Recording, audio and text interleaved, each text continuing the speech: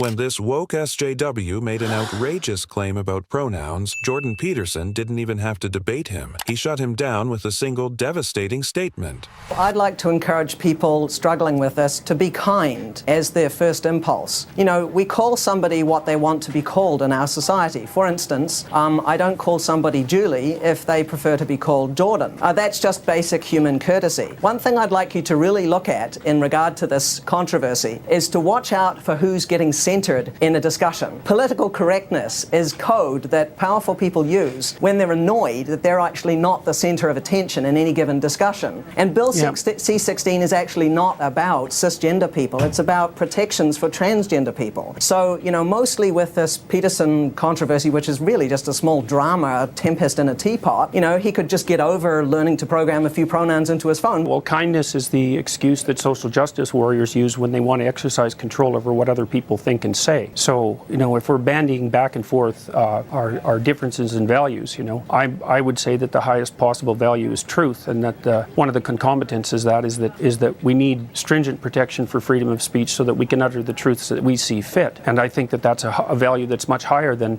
kindness, for example. When you discipline children, you often hurt their feelings in the short term so that they can learn to behave properly in the medium to long term so that their lives go well. And so this automatic assumption that the people on the social justice warrior side of the equation are motivated only by kindness when they're also clearly motivated by power is something I find completely untenable. And I don't think that Pete's solution to program my cell phone so that I can remember what names people need to be called is a reasonable solution at all.